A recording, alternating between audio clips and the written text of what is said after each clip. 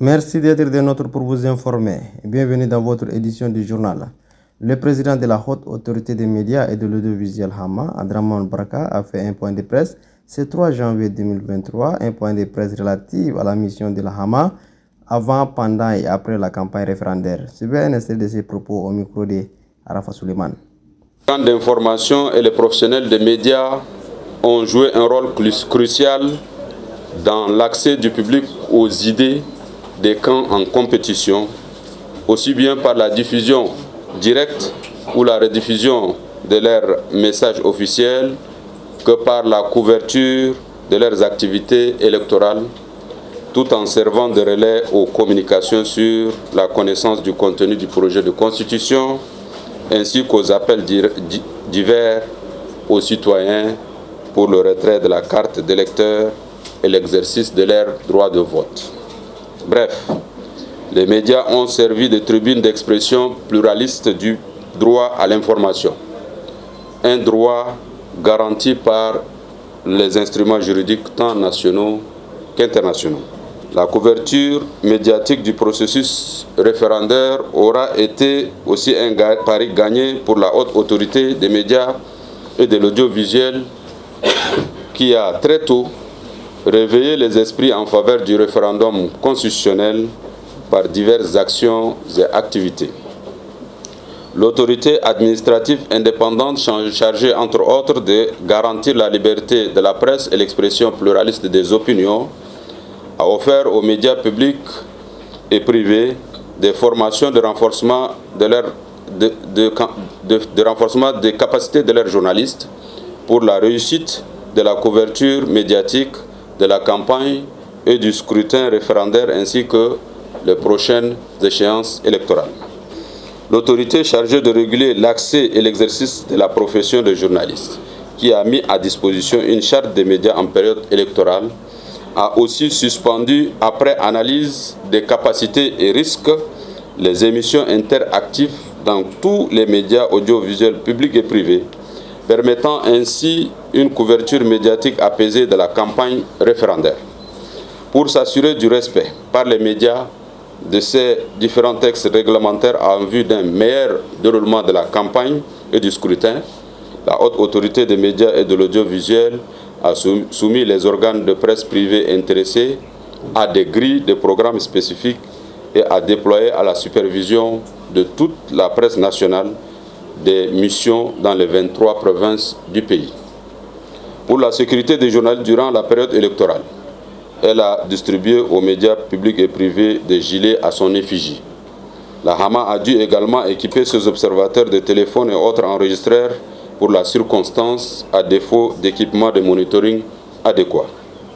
Je voudrais par ces points de presse féliciter, au nom de toute l'équipe de la Hama, les organes de presse qui ont assuré avec professionnalisme la couverture médiatique de la campagne référendaire en accordant à toutes les sensibilités engagées dans la compétition un accès égal et ou équitable à leurs médias respectifs. Et puis l'association Betal Nadia, en collaboration avec l'organisateur du Festival d'Ari, a organisé ce 4 janvier 2023 une cérémonie de formation à l'entrepreneuriat de 230 jeunes venus de 23 provinces. L'objectif est de booster l'entrepreneuriat par l'identification, l'accompagnement et le financement des projets portant des provinces. Suivez un extrait du directeur général adjoint de Betal Nadia, William Kaldi. On ne peut pas commencer l'entrepreneuriat sans savoir ce que c'est que l'entrepreneuriat, d'où l'importance de cette formation aujourd'hui sur les 4 HE, c'est-à-dire les 4 premières heures de mon entreprise. Ce temps de formation va vous permettre de vous initier, de vous permettre de voir les opportunités, de vous permettre de voir les obstacles, de vous permettre de voir vers quelle cible nous pouvons le faire, de vous permettre d'être à 100% dans la peau de l'entrepreneur. Vous aurez donc affaire à des formations, à des formateurs qui sont bien aguerris. Ce que je vous demanderai, c'est de ne pas hésiter à poser le maximum de questions afin que ce soit une formation par vous, pour vous et avec vous. Ce qui est sûr, au-delà donc de la formation, c'est une aventure que vous allez commencer.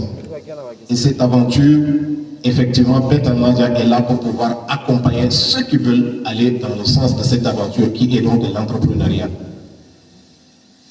Monsieur le directeur, chers participants, je ne vais pas monopoliser la parole parce que vous aurez des formateurs qui vont venir encore vous casser encore la tête avec de très bonnes choses cette fois-ci.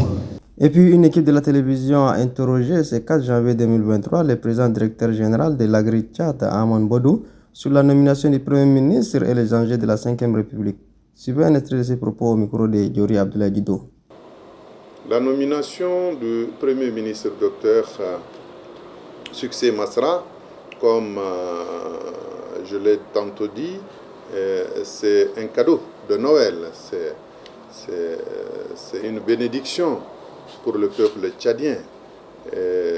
Mon impression, donc, c'est une impression de joie ineffable à travers cette nomination faite par le président de la République, président de transition, le général Mahamat Idriss Déby Itno. Je vois la paix s'installer. Pour moi, c'est un prix de paix, cette nomination. C'est un prix de quiétude. Et ce qui est un dénominateur commun, c'est mon point de vue, entre ces deux hommes, le président de la République, chef de l'État, le président de transition, le général Mahamat Idriss, et son Excellence le Premier ministre maintenant de mon pays, Dr Succès Masra. Leur dénominateur commun est que les deux sont jeunes, les deux sont très religieux. Et je crois que c'est un couple dans ce Tchad en refondation feront du bien au peuple tchadien. Je crois qu'ils ont toujours parlé le même langage. C'est vrai, deux fois il y a eu des incompréhensions, mais maintenant ils se sont compris les deux. Et donc mon impression, c'est vraiment une impression de joie, et que le peuple tchadien tout entier, qu'il les accompagne par leur bénédiction et également par leur soutien indéfectible, pour que ce que nous attendons, nous, peuple tchadien, la paix,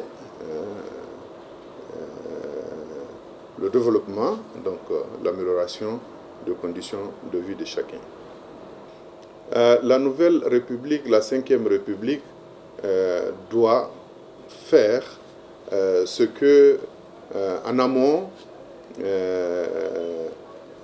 les 1500 enfants du Tchad réunis à travers le dialogue national inclusif et souverain pendant 45 jours ont décidé. Rappelez-vous que nous avons voulu pour cette refondation du Tchad la paix. Sans la paix, rien n'est possible. La cohabitation pacifique, le brassage, l'unité des enfants du Tchad et la justice sociale. Nous avons décidé lors de ce dialogue national inclusif et souverain, c'est ce que nous avons consigné dans le cahier des charges, c'est aussi la place de jeunes et de femmes dans le développement. Un développement durable au profit du peuple tchadien.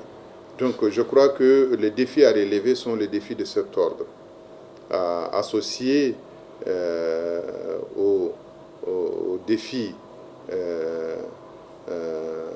internationaux qui sont aussi les nôtres. Et je crois que le gouvernement de la 5e République, à leur tête le président de transition, le général Mahamat Idriss Déby Itno, ils ne pourront que, et comme d'ailleurs il s'est fait très bien jusqu'à aujourd'hui, mettre en application rapide toutes les recommandations et les grandes conclusions du dialogue national inclusif et souverain. Et sur ce, c'est la ferme cette édition. Merci de l'avoir suivi. À demain, Inch'Allah.